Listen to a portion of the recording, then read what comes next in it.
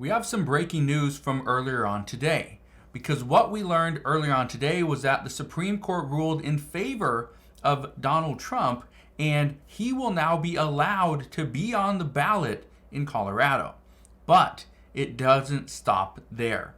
What's going to happen moving forward will be very interesting. We're going to see some things from Congress regarding this going on both sides, so you want to stick around for that. But we're going to play a clip in just a moment of former President Donald Trump talking about the decision, but also explaining why this isn't a good thing moving forward. So we'll get to that in just a moment. All I ask is one thing. It takes 2 seconds. Go ahead, hit that like button if you enjoy these daily updates. And now let's begin.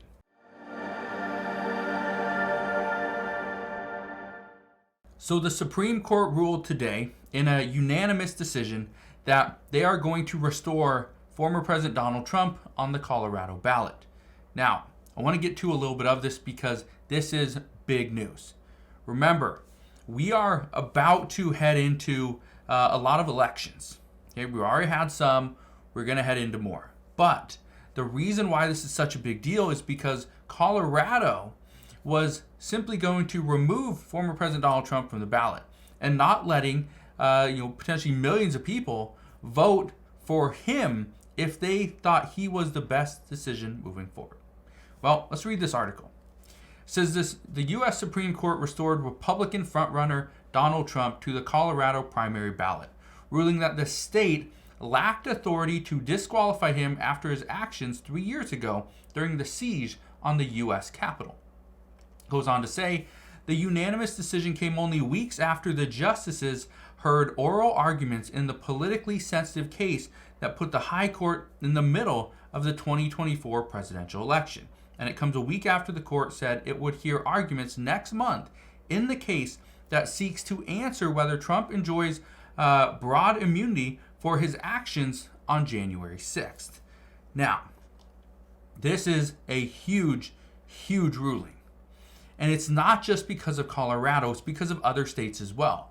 Multiple states have attempted or are considering to remove former President Donald Trump from their primary ballot. This could happen, they could do it, and the only way you can vote for him is if you write him in. But here's the concern. If Colorado would be allowed to remove a president or a former president or just a candidate from their primary ballot, what stops any other state from doing the same thing? And then what stops other states from doing it next time? Well, that's a concern. I want to play you this clip from former President Donald Trump. This is what he is. This is his little speech after he learned of the Supreme Court's ruling just earlier on today. Listen to this. Thank you very much. I want to start by thanking the Supreme Court for its unanimous decision today. It was a very important decision. We're very well crafted, and I think it will go a long way toward bringing our country together, which our country needs.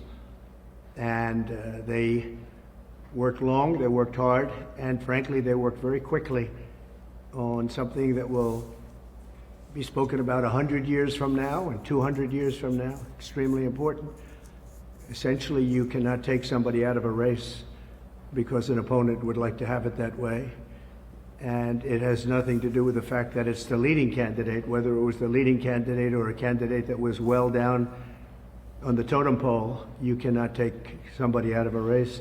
The voters can take the person out of the race very quickly, but a court shouldn't be doing that, and the Supreme Court saw that very well. And I really do believe that will be a unifying factor, because while most states were thrilled to have me, there were some that didn't, and they didn't want that for political reasons. They didn't want that because of poll numbers, because the poll numbers are very good. We're beating President Biden in almost every poll. New York Times came out yesterday with a very big poll for us. So they didn't like that, and you can't do that. You can't do what they tried to do. Now, I want to stop right there for a second. So what he's saying is that the American people can take you out of a vote. They can take you off the polls. Okay? Now, here's the other thing. According to the reports, what we now know is that Congress, okay, the Supreme Court pretty much just punted on this ruling. All they said was that they cannot be the ones to do it. Congress is the one that is responsible for this. Congress has to do it. Well, guess what? What's about to happen is we are about to see Representative Haskins. He's working on a bill to respond to Trump's ballot ruling. I want to read you some of this. Okay?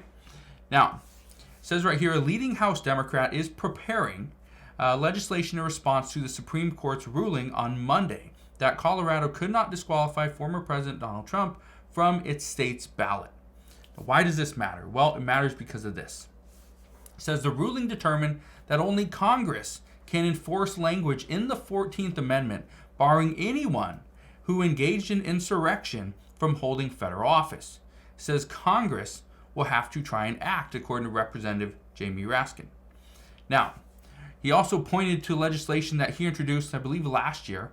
Okay, he introduced with Representative Debbie Wasserman in 2022, that was 2 years ago, creating a pathway for the Justice Department to sue to keep candidates off the ballot under the 14th Amendment.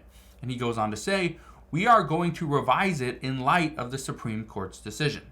Now, whether or not this is something that they push through, right, my expectation is the Senate is going to try to do something. The House of Representatives, we know Democrats are going to try to do something there.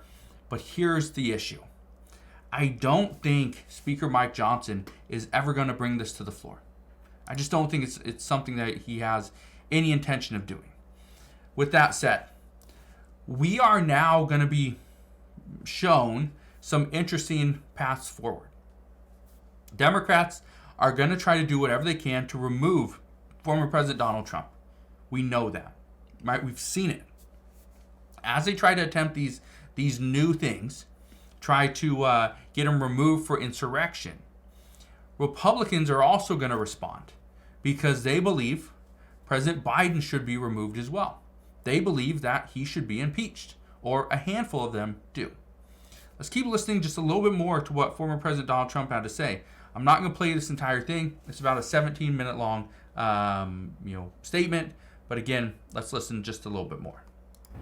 And hopefully Colorado, as an example, will unify. I know there's tremendous support. They brought our support up very strong in Colorado because people in Colorado thought that was a terrible thing that they did.